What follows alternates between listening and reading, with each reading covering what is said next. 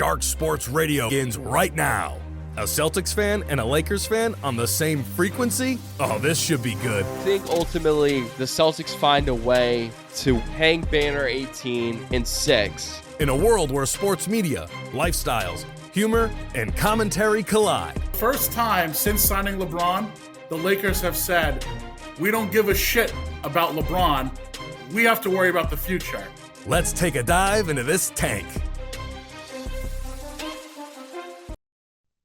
Tonight and for weeks to come, we will be continuing Page Turners. Those new to Page Turners, we bring a sports author on the podcast to discuss the book, the idea in writing it, and how it correlates with today's sports world. We appreciate everyone taking the time on the tank with us tonight for Page Turners.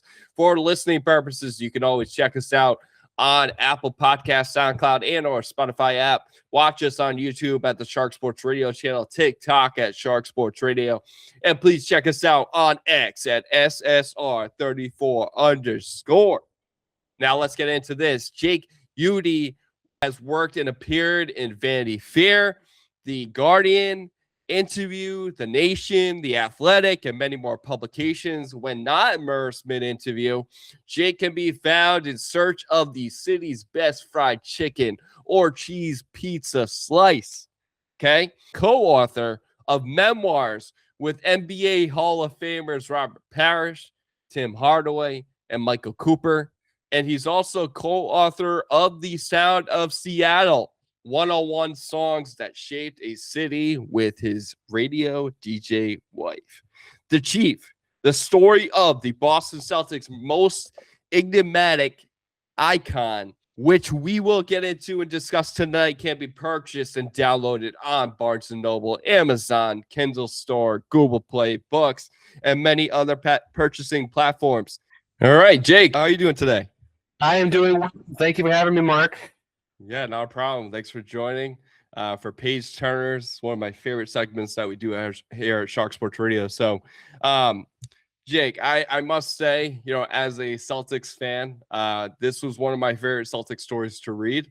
Yeah, it was awesome. I learned so much about Robert Parish that I had no idea about. Why, I guess, in your mind and your vision, why was Robert Parish the Chief, your choice to cover? Oh man, I love doing these books in general. So I'm kind of I don't know if I can say this word in your show, but kind of a slut for these things. So I like doing any of these books. I love people and I love basketball, and so writing a memoir with anyone who's had a career in the NBA excites me. But that said, and I've done 7 or 8 of these now, also with like Michael Cooper and Tim Hardaway and Muggsy Bogues, people like that. But Robert Parish is obviously, especially interesting because he had sort of a mysterious existence. He's one of the most important Celtics, on one of the most important teams in NBA history. He's a top 10 center, a top 10 Celtic in my view. And he hasn't talked a lot, and so I think people, like yourself, like myself, were curious, like, we've heard about this guy. He was Larry Bird's teammate. He helped win 3 rings, and he played with the Bulls. But who the heck was this guy? And I was lucky enough to encounter him for an article I wrote on something completely different, and we hit it off enough, and we did the book, which was a super fun time. I love that. How is he in person? Is he a great guy?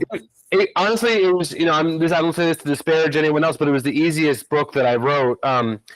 He was a great storyteller, very forthcoming, and a lot of personality in his voice and the way he talked, and that just makes it easier for me. When I write these books, I'm sort of like a stenographer in that when I'm interviewing people, I type what they say, and so I try to get their words in my fingers and try to get the kind of cadence and rhythms and stuff like that, so that when I'm writing the book on its own, I had that sort of in my hands. And he was the best to do that for. It was really easy. I wish I had a more dramatic story, but yeah, he was great and he was really easy. Yeah. Yeah, I have a journalism background, so I know what it's like when you have stuff that you want to write down, but at the same time you want to be in the moment. You want to see his his attitude and how he's saying things. So I understand where you're coming from, and it's awesome. It was an easy read for a lot of people. If you haven't checked it out, please go check it out. It's a fantastic read. And, at the beginning, I'm going to, publicize this as well. So Parrish became one of the best players in the state of Louisiana, right? Mm-hmm. And he decided to play for a small unknown school, right? Mm-hmm. Centenary College of Louisiana. And that was, going against a big university. So in your eyes, looking back on it, hearing him, do you think it hurt the fact that he went to a small school, or did it help? It's a really good question. And I think the only way that I can answer it is that Robert Parrish, from what I can tell, really knows himself. And so it's, in some way, Duke would be the best school for everybody. In some way, it's the worst school for everybody. So you kind of have to align it with who you are. Yep. And going to that small school in Louisiana was so Robert Parrish-y that it could only have happened. He got a lot of love from Indiana University and Bob Knight. And I don't want to say why he chose Centenary, because that's a pretty cool story in the book and pretty personal for him. Yes. But he thought about going there and playing for the coach, for maybe the most famous college basketball coach at the time, but he wanted to stay local, and he dominated anyway. So why go abroad? And, why do that? And it's very of Robert Parrish, who makes decisions exactly how he wants to make them, and then the repercussions and the consequences, sort of will fall where they may. So in some ways, like, did it hurt him? Did it help him? Because it just was it just was him. That's the best way I can put it, I think. Yeah, it's funny too, Jake, when you think about it, right? You look at John Morant with Murray State. You look at Damian Lillard for Weber State. Yep. You look at Lehigh with CJ McCollum. Like, just because you don't go to a well-known school doesn't mean that you can't stand out. I think it actually helps because yes, everybody's like, oh, you gotta be in the blue blood and stick with those schools and live or die. That's how college basketball is. But no, now it's becoming more parity, and back then it was just as competitive. So I agree with you. The defining moment with Robert Parrish is his winning ways, right? And well said. And Parrish says it in his own words: one's ambition should be championship or bust. Yeah. So do you think the Chief set the bar for the Celtics to set their run? It's really interesting. That's really interesting too. Obviously Boston had an amazing history of winning for many, many years, and then they had sort of a down period in the late 70s. And then in comes Larry Bird, and then a year later, McHale and Parrish. I think Parrish allowed the Celtics to win longer because he was willing to sacrifice. He was willing to be the backline on the defense, and he was willing to take the third fewest shots behind Bird and McHale. And I don't like the LeBron teams with Kevin Love and Chris Bosh. The third option has to sort of cede a lot of it. You're right, and so there's a great story in the book which we could talk about that. Red Auerbach sits down Bird, Parrish, and McHale and says, "Which one of you are going to sacrifice?" And Bird and McHale are like, "Not fucking me, not fucking." And then Robert Parrish is like, "I'll do it." And they both look at him like, "Are you crazy?" Yeah. But do they have 3 rings? Do they have all the the MVPs and the 6-man, all that stuff? If Parrish doesn't do it, and if he isn't humble for the sake of the greater goal, so I don't know if he was the template to set it. Red Auerbach obviously had a lot to do with it. Larry Bird, set the template a lot. He probably followed in some ways there, but he followed maybe the best. Maybe what he did was in some ways the most important, even though Larry Bird was the driver of the whole thing. Yeah, and what's funny too, you mentioned that meeting, and it kind of correlates with what Doc Rivers did, right? With the Ambutu, right? With the Celtics sacrificing, right? It's all about sacrifice, for the betterment of the team. And you look at Paul Pierce and Ray Allen and Kevin Garnett, the Big 3 days. It was kind of like the same type of way. So it's just funny how history kind of repeats itself, and how Red Auerbach really had a lot, even outside off the court. And into the locker room, he really brought a presence and consistency there. So I found it funny too that, reading through that, Parrish thought Larry Bird was overrated when he was in Golden State. And, by that, all that kind of changed watching him in practice. Right. Right. And so, as mentioned, Parrish didn't do anything heading into the 1980 season. And then he jumped into practice and watched Larry Bird. And, I guess, reading him and, his character, and I guess how big of an eye opener was that, being at practice with Larry Bird? Well, yeah, it's what a summer to take it off. Like he prepared every summer, high school, college, into Golden State. That was the sort of annoying part with being in Golden State, that no one else took it seriously, including the management, who let stars, drift away year after year. Yep. But then for some reason, the summer he took off and didn't work out like a maniac was the one he went into Boston, and it was like he was hungover or something. It made it so hard. But, in some ways, that's probably fate, in a good way, because, you start at the bottom, right? And you don't come in arrogant. You don't come in as if you're the best in shape person or know exactly what to do. You kind of get molded by your new place.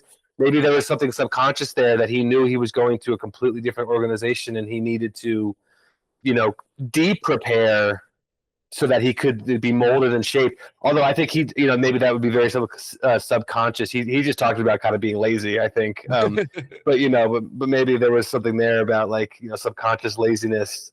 But then, he became one of the best in shape players ever, especially as a center. He was very famous for running down the court faster than his competition and getting a lot of easy layups and assists from Bird and things like that. So, the table turns. I feel like too, Jake, that's like an unspoken trait when you can acknowledge that, and you go out and you define yourself and get endurance, have stamina on the court. And it's like a perfect transition to my next question. I didn't realize that the Chief was ranked second of all time with 1,611 games he played in his career. How much did durability play a factor into his greatness? It's probably the number one. I mean, there's so many things that make him great, and he was just passed by LeBron this year, so that he was number one for the last 30 whatever it was years, since he retired in '97. But durability was the number one thing. He was reliable. He was so steady. For 10, 15, almost 15 years with the Celtics, however long it was.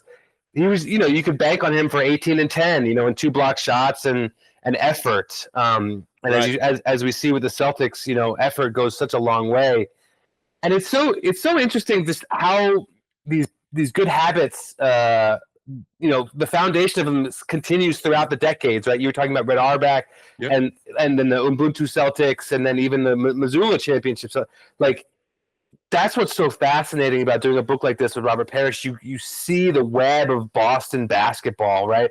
And how it really is on another level. I'm not a Celtics fan. I'm not a Celtics. My family lives in the Boston area, and so I get the updates, and I love talking about Boston with them. Awesome. But you see this it's a thing that you have to maintain for a year and year after year after year. And so Robert embodied that, and if he didn't, they probably would have shipped him out, But he embodied it for so long, and that was a big part of his consistency as well.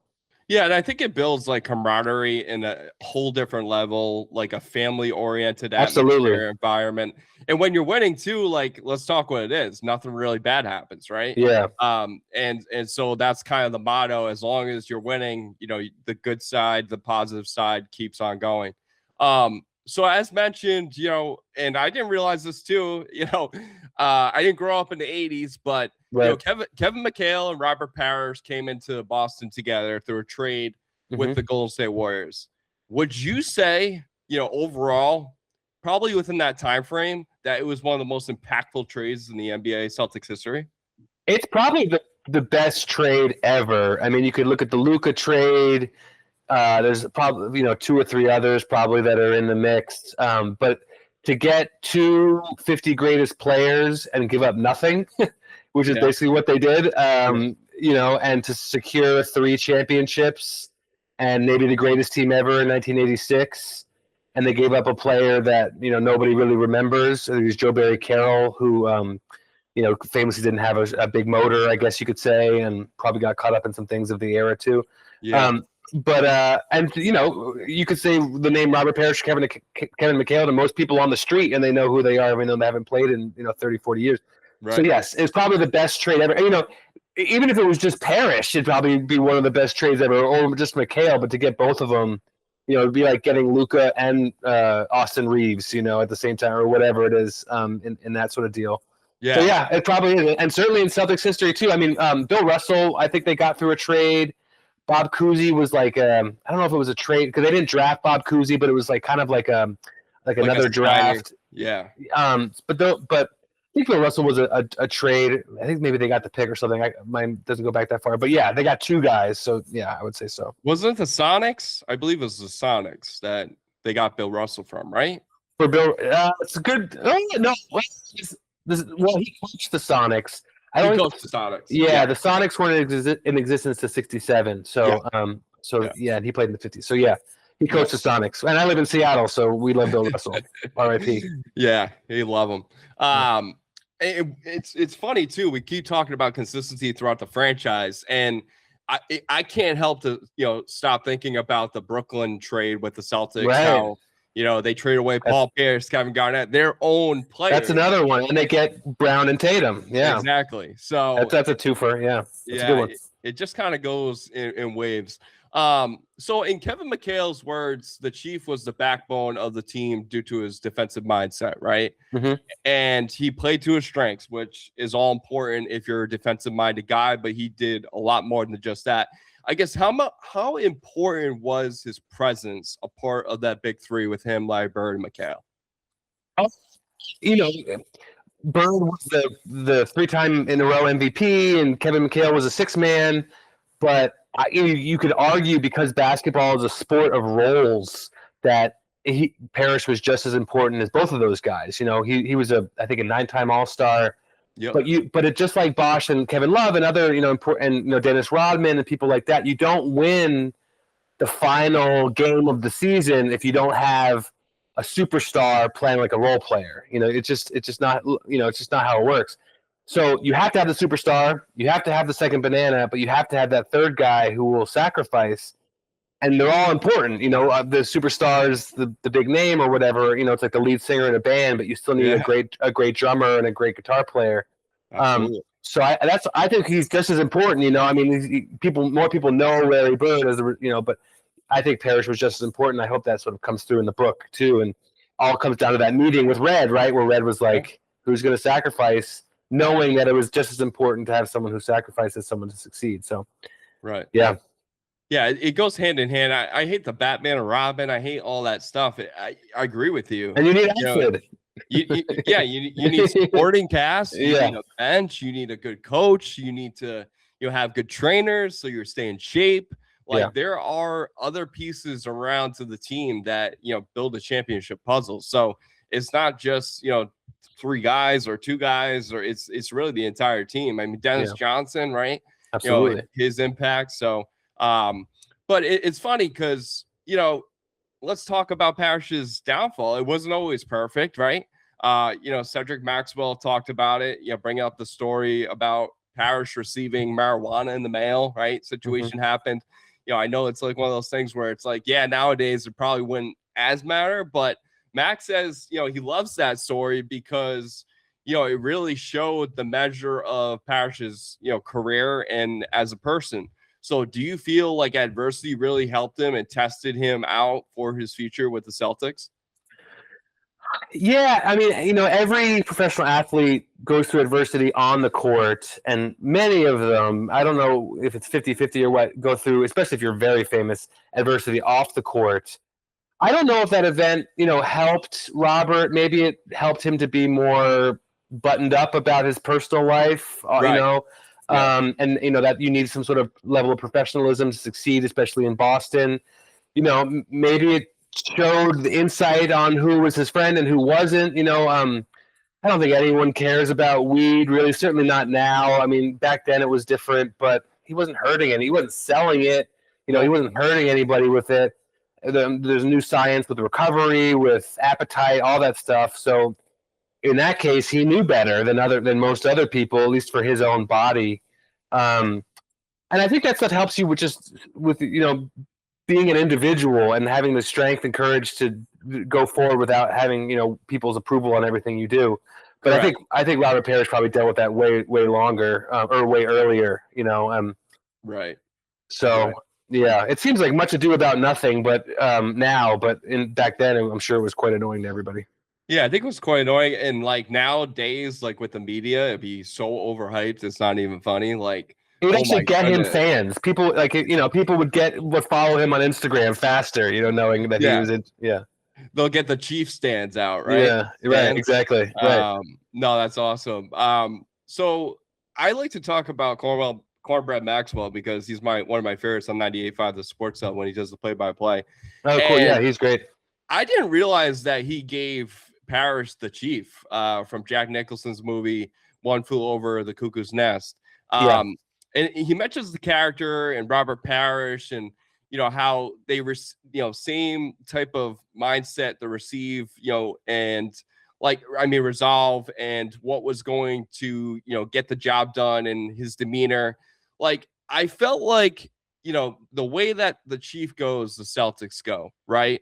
And was he everything that the team needed and more in order to win those 3 championships? Absolutely. The thing that people know him for his defense and for his like stoic demeanor, and that's how he got the nickname. But one thing that I discovered digging into his career more that people don't talk about enough was his jumper. He was just so money from 10 to 15 feet, and not only was the jumper pure and effective, but it was unblockable. You hear, excuse me, all the time about Kareem, and rightly so. The sky hook, is the hardest shot in the history of basketball to defend, blah, blah, blah. When all that is correct. But Robert Parrish might have the second hardest shot to defend in history. He was he said he's 7 feet, maybe he was 7'1", with giant arms that are way above his head, and he shot that thing with the Raptors like a moon ball that came way down. So to have that, in your back pocket, if you're Larry Bird or Dennis Johnson, and you can't get a good shot, okay, give it to Robert, and he'll do a little turnaround that no one can block. That's 50-50. That's not a bad, backup plan. I think having a guy like that, not to mention his defense and his just sort of unflappable demeanor, was crucial to Boston. If they had, Patrick Ewing, do they win more? Do they win less? I don't know. If they had, Ralph Sampson, I think, these things happen for some reason in a way, and Robert Parrish was kind of the perfect fit.